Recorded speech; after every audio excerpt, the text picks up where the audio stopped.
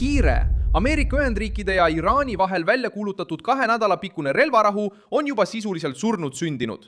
Ja nüüd saate te täpselt aru, mis on selle ajaloolise hetke põhjus. Sellel neljapäeval, 2026. aasta 9. aprillil muutus see, mis näis olevat kohene kergendus ebastabiilseks pausiks, mida ümbritsevad sõjalised ähvardused, diplomaatilised vaidlused ja avalik võitlus Hormuzi väina kontrolli pärast. See on selle loo keskpunkt. Kokkulepe on olemas, kuid tõelist rahu veel ei ole. Juhtus järgnev. Washington ja Teheran nõustusid ajutise vaherahuga, mida vahendas Pakistan, lubadusega avada läbirääkimisteks ruum Islamabadis.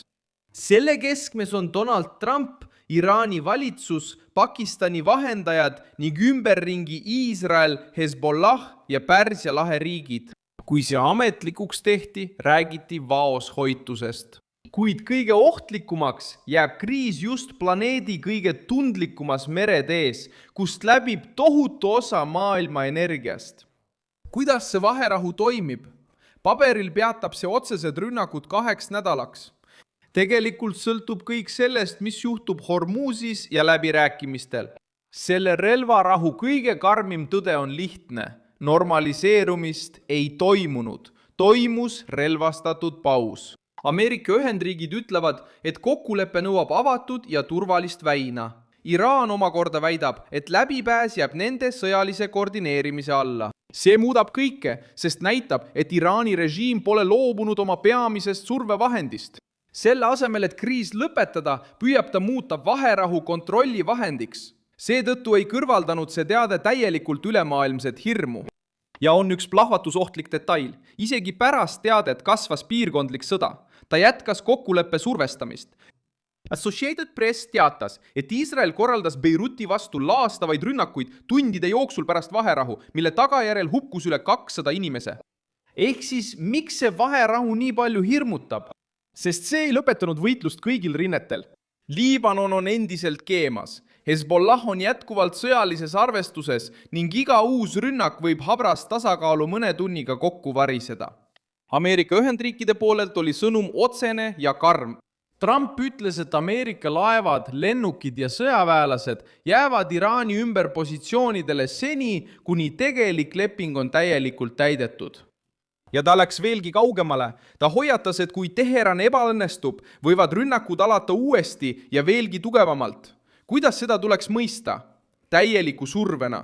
Washington soovib muuta vaherahu strateegilise kuulekuse prooviks, eelkõige Iraani tuumaprogrammi osas. Uraani varud ja liikumine Hormuzi väinas. Miks? Sest Valge Maja ei soovi ainult võitluste pausi. Ta tahab sellest kriisist väljuda selgete piirangutega Iraani tulejõule. Turul oli mõju kohene ja see paljastas probleemi ulatuse. Nafta hind langes järsult, kui relvarahu välja kuulutati. Brent kukkus kolmapäeval ligi $94 barreli eest. Aga usaldus ei kestnud kaua. Sel neljapäeval, kui relvarahu suhtes tekkisid kahtlused, toimusid rünnakud Liibanonis ja Hormuzi väinas.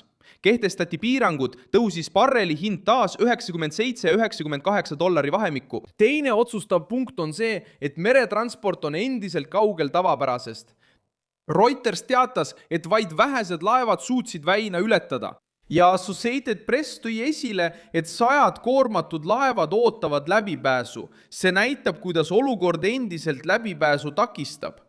Iraan räägib piiratud ja ajutisest avamisest, lääs nõuab vaba laevaliiklust ja turg mõistab, et seni kuni see vaidlus kestab, püsib risk endiselt.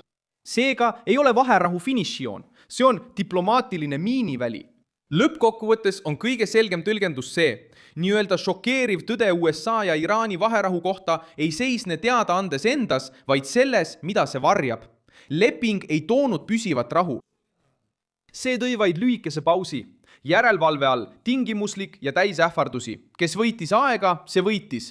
Kes lootis stabiilsust, pole seda veel saanud. Ja need, kes panustasid sellele, et Lähis-Idas saabub vaikus, nägid vastupidist. Relvarahu, mis algas juba umbusuga, sõjalised jõud on endiselt valmisolekus, Hormuzi väin on endiselt vaidlusalune ning läbirääkimised võivad igal hetkel edasi liikuda või läbi kukkuda. Seetõttu püsib maailm pinges. sest see vaherahu tundub siiani pigem hoiatuse kui lahendusena.